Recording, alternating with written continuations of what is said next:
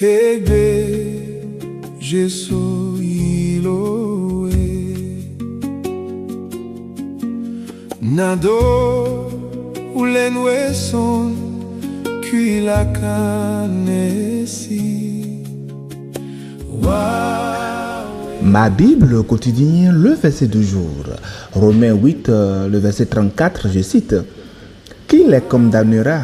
Christ est mort, bien plus, il est ressuscité, il est à la droite de Dieu, il intercède pour nous.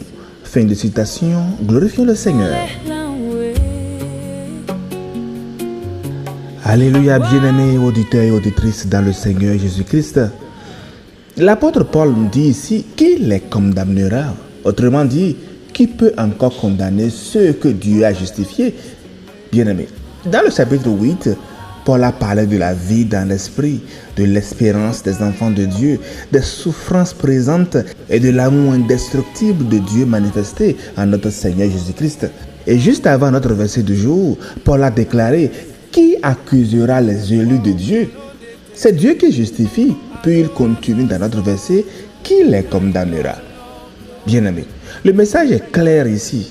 Lorsque Dieu justifie, aucune condamnation ultime ne peut tenir contre son enfant. Paul dit d'abord dans le verset, Christ est mort. Et cette mort-là n'est pas un simple événement tragique, c'est bien sûr l'acte par lequel le péché a été porté, jugé et expié pour nous tous. À la croix, Jésus a pris sur lui ce qui nous sépara de Dieu. Nos fautes étaient réelles, mais son sacrifice a été plus grand que notre culpabilité. Est-ce qu'aujourd'hui, nous en sommes conscients?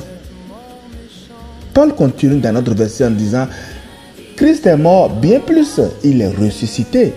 La résurrection est la preuve même que le sacrifice de Christ a été accepté par Dieu. Jésus n'est pas resté dans le tombeau, il est vivant, il est ressuscité.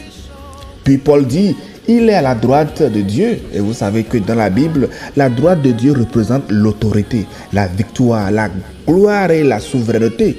Jésus n'est pas seulement celui qui est mort pour nous, il est notre Seigneur. Il règne maintenant avec puissance. Et celui qui nous défend n'est pas faible, c'est lui notre Seigneur. Celui qui plaide pour nous est le roi glorifié.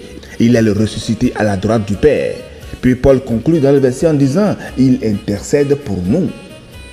Bien-aimés, Jésus ne nous abandonne pas après nous avoir sauvés. Il continue d'intercéder pour nous. Il nous porte devant le Père. C'est pour ça que nous prions au nom de Jésus. Il connaît nos combats, nos faiblesses, nos chutes, nos larmes, nos silences, également nos prières incomplètes. Et devant Dieu, c'est lui qui demeure notre avocat fidèle. Bien-aimé, il peut arriver que ton cœur t'accuse. Il peut arriver que les hommes te rappellent ton passé. Il peut arriver que l'ennemi murmure autour de toi. Tu n'es pas digne. Dieu ne peut plus t'aimer. Tu as trop échoué. Mais notre verset répond, Christ est mort. Christ est ressuscité. Christ règne. Christ intercède. Voilà pourquoi la condamnation n'a pas le dernier mot sur notre vie. Il peut y avoir des difficultés, mais Dieu règne pour nous.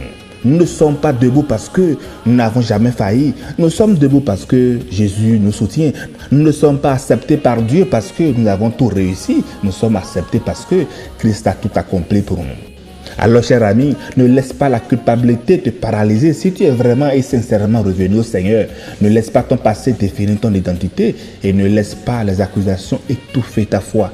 Approche-toi de Dieu avec humilité, mais aussi avec assurance, car Christ, notre Seigneur, intercède pour toi et pour nous tous. Si Christ intercède pour toi, pourquoi vivre encore comme si tu étais seul devant les combats?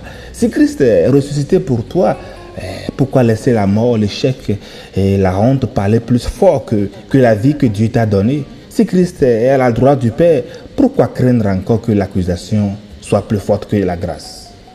En définitive, mes chers amis dans le Seigneur, retenons qu'entre nous et la condamnation, il n'y a pas seulement une promesse, il y a une œuvre complète, il y a une croix qui a payé, un tombeau qui s'est ouvert, un trône qui est occupé et une voix qui plaide pour nous tous aujourd'hui.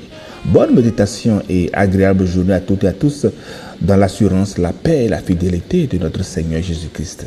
Alléluia chez vous.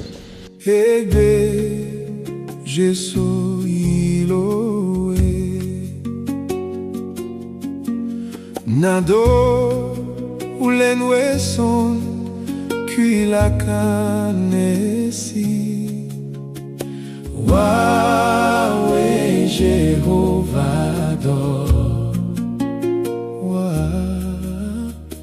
Wa to Christi me J'éloigne ton lorcoso Bon Jésus kewa ton lehlanwe